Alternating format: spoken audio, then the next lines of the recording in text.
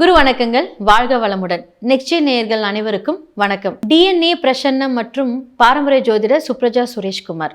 இன்னைக்கு பிப்ரவரி மந்த் பலன்களை பற்றி நம்ம பார்க்க போகிறோம்.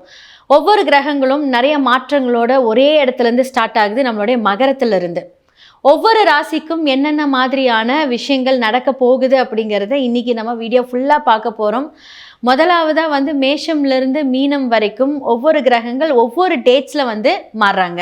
ஸோ எல்லா கிரகங்களும் மகரத்திலிருந்து ஸ்டார்ட் ஆகிறதுனால ஒவ்வொரு டேட்ஸ்லையும் ஒவ்வொருத்தர் மாறுறாங்க.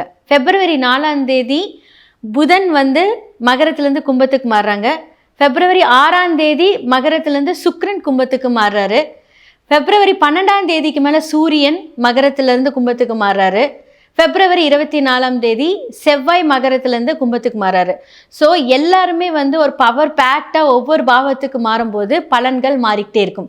ஸோ இந்த பிப்ரவரி மந்த் எல்லாமே மகரத்திலேருந்து ஸ்டார்ட் ஆகுது. எந்தெந்த ராசிக்கு எப்படி ஸ்டார்ட் ஆகுறதுங்கிறது பார்க்கலாம். துலாம் ராசி மற்றும் லக்னக்காரர்களோட இந்த பிப்ரவரி 2026 பலன்களை பற்றி தான் நம்ம பார்க்க போகிறோம்.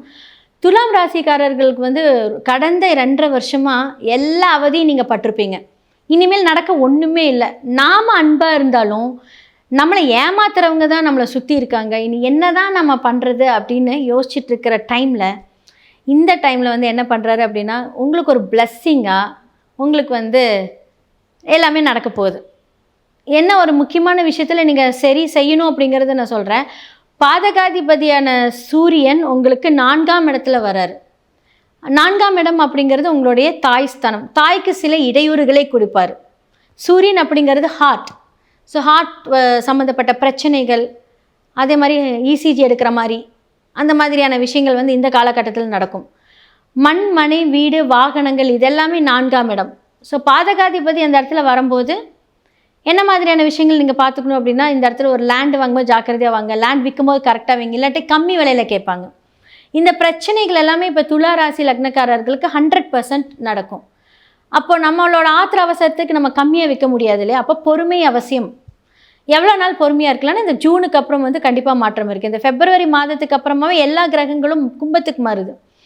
அப்போ என்னென்னா 5ஆம் இடத்துல உங்களுக்கு ராகு இருக்குது. நாம் நினைக்கிறது ரொம்ப கரெக்டாக அப்படிங்கிறது ராகு ப்ரூஃப் பண்ணுவார். அதுக்கு மேலே நிறைய கற்பனையான எண்ணங்களை கொடுப்பார்.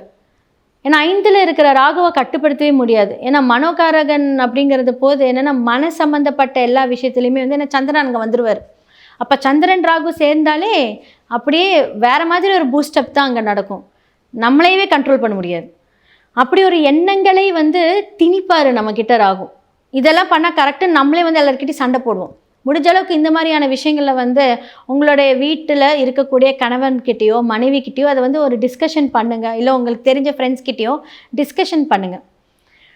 அதே மாதிரி 6ஆம் இடத்துல சனி பகவான் இருக்கிறார். ஸோ 6ல் சனி இருக்கும்போது என்ன அப்படின்னா நமக்கு ஏதாவது ஒரு சின்னதாக ஒரு நோய் வந்தாலுமே, ஸோ 6ஆம் இடம் அப்படிங்கிறது வயிறு. ஸோ வயிறு சம்மந்தப்பட்ட கேஸ்ட்ரிக் ப்ராப்ளம், அந்த கேஸ்ட்ரிக் ப்ராப்ளம் வந்துச்சு அப்படின்னா உடனே சரியாகாது.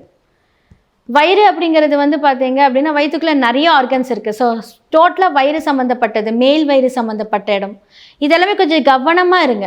நமக்கு தேவையில்லாத ஹெல்த் இஷ்யூஸ் கொடுத்து சனி அப்படிங்கிறதுனாலே ஒரு ஸ்லோ தான். அப்போ அது சீக்கிரமாக போகுமான்னு கேட்டால் கிடையாது, ரொம்ப ஸ்லோவாக தான் சரியாகும். அப்போ ஆரம்பத்துலேருந்து உங்களோட ஃபுட் கண்ட்ரோல் கொண்டுட்டு வந்துக்கோங்க. ஸோ 5ஆம் இடத்துல ராகு, சனி வீட்டில் இருக்கிற ராகு 6ல் இருக்கும்போது நம்ம செய்யக்கூடிய நினைக்கக்கூடிய எண்ணங்களே நமக்கு கொஞ்சம் பிரச்சனையாக தேவையில்லாத செலவுகளை போய் இழுத்து விடும். ஜாக்கிரதையாக ஒவ்வொரு முடிவு பண்ணுங்கள். எல்லாமே நல்லா இருக்குது, பட் இது மாதிரியான விஷயங்களை கொஞ்சம் ஸ்ட்ராங்காக இருங்க. ஏன்னா இந்த காலகட்டத்தில் உங்களுக்கு அந்த பிரச்சனையெல்லாம் சரியாகிவிடும்.